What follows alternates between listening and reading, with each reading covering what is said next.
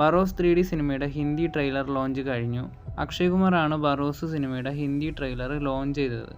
ബറോസ് സിനിമയുടെ ഹിന്ദി വെർഷൻ തിയേറ്ററുകളിലേക്ക് എത്തുന്നത് ഡിസംബർ 25-ന് ആയിരിക്കില്ല, 27-ന് ആയിരിക്കുമെന്നാണ് അറിയാൻ സാധിക്കുന്നത്. ബറോസ് സിനിമയുടെ ഹിന്ദി ട്രെയിലറിൻ്റെ ഡബ്ബിംഗ് ഒക്കെ അത്യാവശ്യം നന്നായിരുന്നു.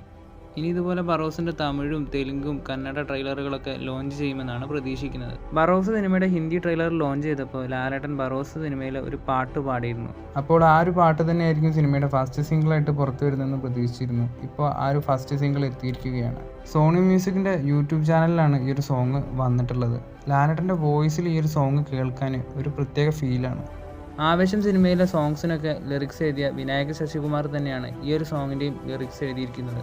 വിനായക ശശികുമാറിൻ്റെ വരികളും ലിഡിയൻ നാദേശ്വരത്തിൻ്റെ ഒരു സ്റ്റാൻഡേർഡ് മ്യൂസിക്കാണ് നമുക്കിവിടെ കാണുന്നത്.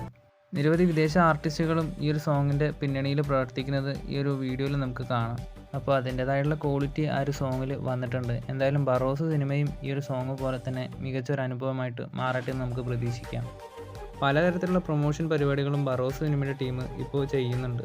അതിൽ പ്രധാനമായിട്ട് ആർട്ട് കോമ്പറ്റീഷനൊക്കെ നന്നായി റെസ്പോൺസ് കിട്ടുന്നുണ്ട്. ഇതുപോലുള്ള മികച്ച ഫാൻ മെയ്ഡ് കോൺസെപ്റ്റ് ആർട്ടുകളൊക്കെ നമുക്ക് സോഷ്യൽ മീഡിയയിൽ കാണുന്നുണ്ട്. ബറോസ് സിനിമ കുട്ടികളുടെ സിനിമയാണെന്നൊക്കെ പറഞ്ഞ് പലരും മാറ്റി നിർത്തുന്നുണ്ട്.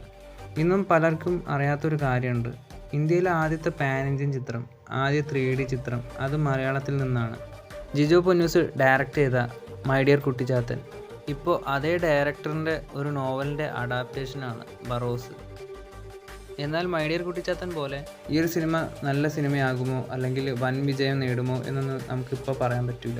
ഡിസംബർ 25-ന് ഈ ഒരു സിനിമയുടെ ഫസ്റ്റ് ഡേ റെസ്പോൺസ് എങ്ങനെയായിരിക്കുമോ അതനുസരിച്ചിട്ടായിരിക്കും ഈ ഒരു സിനിമയുടെ വിജയവും പരാജയവും ഒക്കെ നിർണ്ണയിക്കുന്നത്. ഞാൻ എന്തായാലും ഈ ഒരു സിനിമ ഡിസംബർ 25-ന് ആദ്യ ഷോ തന്നെ കാണാൻ ശ്രമിക്കും.